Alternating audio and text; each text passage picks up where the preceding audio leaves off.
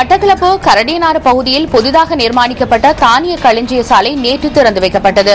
ஐரோப்பிய ஒன்றியத்தின் இலங்கை மற்றும் மாலைதீவு ஆகிய நாடுகளுக்கான தூதுவர் டேவிட் டாலி இதனை திறந்து வைத்தார். ஐரோப்பிய ஒன்றியத்தின் 44 லட்சம் ரூபாய் நிதியுதவியின் மூலம் கரடியனாறு தானிய களஞ்சிய சாலை நிர்மாணிக்கப்பட்டுள்ளது. மட்டக்களப்பு மாவட்டத்தில் உற்பத்தி செய்யப்படும் தானியங்களை களஞ்சியப்படுத்தும் நோக்கில் இந்த தானிய களஞ்சிய சாலை அமைக்கப்பட்டுள்ளது. இதன் ஊடாக விவசாயிகள் அதிக அளவில் பயனடைவார்கள் என்று நம்பப்படுகிறது. இந்த நிகழ்வில் மட்டக்களப்பு மாவட்ட மேலதிக அரசாங்க அதிபர் மற்றும் கமர்ல சேவைகள் திணைக்களத்தின் உதவி ஆணையாளர் உள்ளிட்ட பலர் கலந்து கொண்டதாக எமது பிராந்திய செய்தியாளர் தெரிவித்தார்.